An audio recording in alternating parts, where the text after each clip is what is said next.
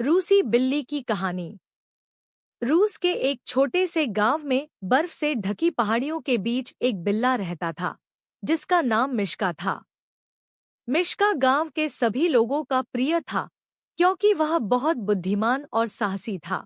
मिश्का की सबसे बड़ी खासियत थी कि वह गांव के बच्चों के साथ खेलता और उन्हें अपनी बुद्धिमानी से सीख देता। सर्दियों का समय था और पूरे गांव में बर्फ की मोटी चादर बिछी हुई थी।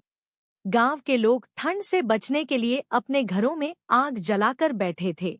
इसी बीच एक दिन गांव में एक अजीब घटना घटी। गांव के किनारे एक बड़ा भेड़िया दिखने लगा।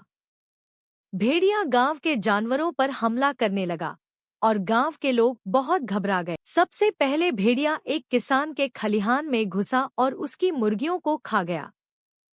फिर उसने गांव के अन्य जानवरों को भी डराना शुरू कर दिया। गांव वाले परेशान थे और नहीं जानते थे कि इस भेड़िए से कैसे निपटा जाए। वे डरते थे कि भेड़िया किसी दिन उनके बच्चों पर भी हमला कर सकता है। मिश्का ने गांव वालों की चिंता देखी और उसने ठान लिया कि वह भेड़िए से गांव को बचाएगा। मिश्का ने एक योजना बनाई। जहां भेड़िया अक्सर आता था, बर्फ पर अपने पंजों के निशान छोड़े और उसे जाल की तरफ ले जाने की तैयारी की। मिश्का ने अपने पंजों से बर्फ में एक गहरा गड्ढा खोदा और उसे ढक दिया ताकि भेड़िया उसे न देख। रात के समय भेड़िया फिर गांव में आया और उसने मिश्का के निशानों का पीछा किया। भेड़िया सोच रहा था कि वह मिश्का को आसानी से पकड़ लेगा, लेकिन जैसे ही वह बर्फ के गड्ढे के पास पहुंचा, उसका पैर फिसला और वह गड्ढे में गिर गया। गांव वालों ने भेड़िए को पकड़ा और उसे दूर जंगल में छोड़ दिया ताकि वह फिर कभी गांव में न आ सके। मिश्का की बहादुरी और चालाकी के कारण गांव को भेड़िए से छुटकारा मिल गया।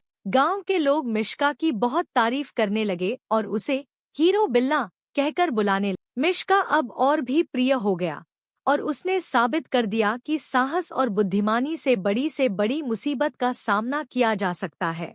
इस तरह मिश्का ने अपनी बहादुरी और चालाक